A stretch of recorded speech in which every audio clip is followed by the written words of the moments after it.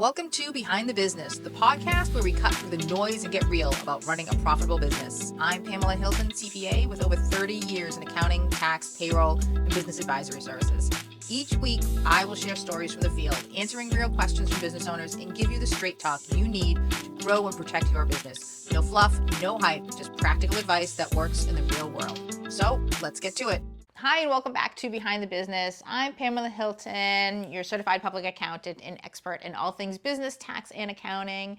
This episode, I'm really excited because I want to talk to you about some crazy things that I've seen clients try to deduct on their taxes over the years. So, as you know, or if you've tuned into my past episodes, I work mostly with business owners. I've been in business for over 3 decades, and so I've seen the good, the bad, the ugly, and the chaotic when it comes to client records, client taxes, their accounting, and them overall as business owners. So you get to see a glimpse into their personality, if you will. But sometimes a little intimate, sometimes it's very revealing.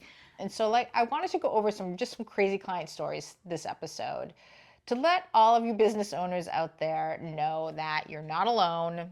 Almost everybody has really cruddy records when it comes to their taxes. And I get it. When you're only doing it once a year, like we are obviously engrossed in taxes and tax returns all year long, but as our clients, they're only doing it once a year. It's overwhelming, and it can be there's a lot to know about taxes. It's very confusing.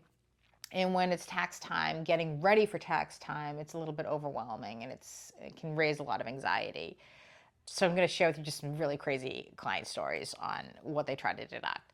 The other thing, I just want to touch on is one of my most commonly asked questions is, what can I deduct? When I talk to groups, when I have discussions and Q&A kind of panels, inevitably I get asked, a business owner, can you tell me what types of things I can deduct as a business owner?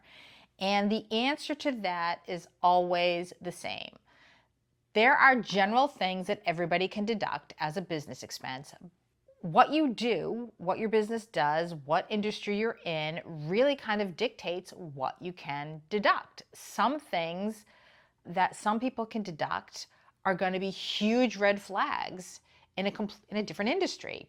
So for an example, if you are a professional model, you're going to have way different types of deductions than you are if you are in like a contracting or construction industry. As a professional model, you're going to have maybe some clothing deductions, hair, makeup, nails, all of those things that go into your profession and how you generate your income. You're going to have different deductions than you would if you were in, say, the pet industry, or if you were working with your hands in a construction industry or an electrician. All of those things are very, very different, and they have different kinds of expenses. But that being said, let's get into some of the things that I've seen on people's books, and then we have to politely tell them, these things, you cannot deduct these, and these belong on your personal in your personal account rather than your business account. And so hopefully what I hope you get out of this episode is maybe a few laughs, but just an idea of things that maybe are acceptable and that maybe you're doing, making some of these same mistakes, and some things that are just completely not acceptable and are going to throw up huge red flags. And I think just in the back of your mind, keep this in mind. When it comes to your business and what you can deduct, A, use your common sense, and B, you have to almost kind of step outside and think like an IRS auditor. If you were the IRS auditor looking at your books and what you're trying to justify and claim as expenses, is it going to fly? Is it going to fly? And that's kind of the hat we put on sometimes when we have conversations with clients about what they're deducting, what they're running through their business account. It may seem to you in the time like, oh, hey, I can justify this. But if you were under audit, what is it really going to fly, and is it worth it? So let's get into it. In this day and age where everything is a subscription, it's just sometimes you put things on you sign up for something and forget about it. We see lots. I see lots of Netflix subscriptions, music subscriptions, other movie channels, gaming, purchasing games, video games, sort of things. So if you are in the industry where you are a gamer or you test games for a living, maybe that's acceptable. If you're a movie reviewer, then maybe your Netflix subscription is a legitimate deduction. But overall, you cannot deduct your movie subscription, your music subscription, and your games, your video games, those kind of types of things. I see that a lot in their iTunes. And again, sometimes people just very quickly will add a subscription to a card, a debit card, and not realize it's their business card. But those sorts of things we see a lot of. Alcohol. And again, not to judge, but unless you're having an office party or an event, seeing clients who are consistently, run to the liquor store every Friday afternoon, that's not a legitimate deduction. You can't be deducting your personal things like that. And I have seen clients in the past who always have, you can see they're always at the liquor store every Friday afternoon. So much junk food, so much fast food and junk food. I see this a lot on clients coming through their business account, their debit cards, running out to grab lunch, Wendy's and McDonald's and Dunkin's and all of that. And just to clarify about meals and entertainment expense when it comes to you as a business owner, technically, okay, when you are deducting some sort of meal, it's in order for it to be a legitimate tax deduction, you have to be there with a client discussing business, and you have to have proper documentation. If you are running through the drive-thru and buying yourself lunch every day, every week, that's technically not a legitimate meals expense. If you're traveling, that's a whole different situation. The rules with meals and entertainment when you're traveling are completely different if you're on business travel. But I see so much, debit card, fast food every day for lunch, grabbing your coffee, grabbing your meals. We see that an awful lot. And when it's a tough conversation to tell a client and try to educate them on the meals and entertainment rules when it comes to, taxes, that they can't be deducting their meal. Now, if you're buying meals, if you're treating your employees to lunch all the time, or if you're on site, if you're a contractor on site and you're grabbing lunch for a client, for your employees, that's obviously different. But when you're running through, and we can tell, you know what I mean? We can tell when we're looking at your Wendy's debit card purchase, it's $17, $18 versus $50 or $60 or $70, whether it's just you running through the Wendy's drive-through or if it's for, your staff. And like I said, if you put your IRS auditor hat on and they're looking at, these guys do this for a living, these auditors, and they're looking at your expenses and your list of expenses, and they're seeing Wendy's, McDonald's, Burger King, all for these, small amounts. They know that it's you running through the drive-through, feeding your junk food addiction. No judgment, no judgment at all. The other thing I've seen, and it's not very frequently, but I have seen it, is employee theft. Employee theft that can sometimes go unnoticed because if you've listened to past podcasts, when you are delegating your accounting or your bookkeeping and you're not paying attention to what's going on, these things can slip through the cracks. I've seen employees use a Home Depot card. This was a construction contractor client of mine, and they have a Home Depot account, right? And they have employee cards because employees are on site and have to run to Home Depot and grab, supplies or whatever on site. So every employee has a Home Depot card. I have seen a situation where an employee was using their Home Depot card to purchase online. And you can see the online purchases versus in-person purchases on the debit card or on the Home Depot credit card. Buying housewares, camping goods, personal items, pots and pans, that sort of thing, clothing. So I've seen that sort of thing coming through, and you can see their Home Depot gradually, the expenses on the card increasing, and then you dig a little deeper and you see that this person has bought a whole, like a tent and camping gear. They've bought during Christmas time, December, they've purchased all of their family's Christmas gifts on the company Home Depot card. So we've seen a little bit of theft as far as, and that's not really crazy things that my clients are trying to get away with. That's them not auditing, not paying close attention to what their employees are doing and having employees kind of steal from them. Vacations.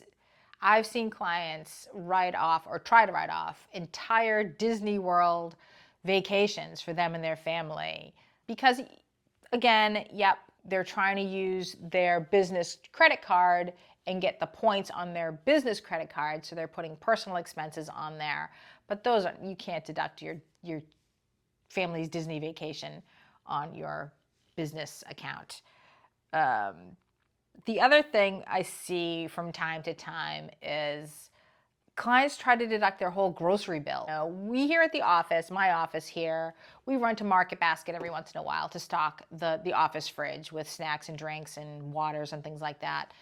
But when you see a Market Basket or Stop and Shop or grocery bill that's a few $100s frequently every single month, you can't deduct your whole personal grocery bill on your business account. And we've seen that. I've seen that more often than I'd like to admit. Company vehicles, perfectly fine. Most businesses have a writing off a company vehicle. I've had clients who kind of overdo it in that area. I've seen clients try to write off their children's vehicles. I've had clients try to write off recreational vehicles, four-wheelers and other kind of recreational type vehicles. I've seen clients try to write off boats and watercrafts as business expenses. And yes, in some businesses you can write off a recreational vehicle because you hold corporate events on there. But again, if you are, a smaller business who's trying to write off their boat is not going to fly under IRS audit. The clients I've had who've tried to write off their boat, no, not so much. I had one client who had a very, very successful business, multiple seven figures, who also had a race car addiction. They were into I don't know if it was stock car racing or it wasn't professional. It was like semi-professional race cars.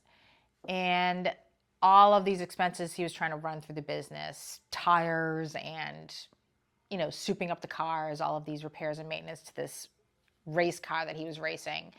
And yes, in some worlds that would be a legitimate marketing or advertising if you were a huge corporation, Bud Light, Amazon, whatever, and you have your logo on the side of this race car. Yep, that is a legitimate advertising or marketing expense. But when you were a smaller company and you were just kind of feeding your habit, you have a hobby or an obsession like with race car, stock car racing, and that's your passion and your hobby, you really can't run your hobby through your business. And we did have one client who was into racing and racing cars, and so all of his expenses for the cars were running through the business. And that's just, like I said, with your IRS auditor hat on, that's just not going to fly. Unfortunately, and again, no judgment, but I do have clients who are really into gambling, and you cannot write off your trips and your travel to casinos. It was client entertainment, it was meals and entertainment, it was this or that. And again, perspective here. Let's, step back and take a look at things. And one of the things I always tell clients when they ask me, oh, can I deduct that? And my answer always is, yep, you can deduct anything you want. If you're audited, they're not gonna. Is it worth the risk of you writing off everything and sending up all these red flags just because you want to write off, a couple $100s worth of expenses? No, probably not. Probably not. Let's see, what's the other thought I have on my list here? Oh, pet expenses. We see these quite a bit. Grooming, pet daycare, their Chewy subscription, going back to subscriptions that are on your business card. Yes, your pet may be, you may bring them to the office all the time and they may be an integral part of your life, but paying for the doggy daycare is not going to be a deductible expense. Paying for your pet food, paying for other kind of pet expenses, unless you have a doggy daycare business, or if you're a groomer, or if you are a dog trainer. Some of these things may be acceptable, but for your average business, your pet is not a deduction, and you can't deduct those pet expenses and daycare and pet sitting type expenses. Just because you are on business travel, you can't deduct your pet sitting.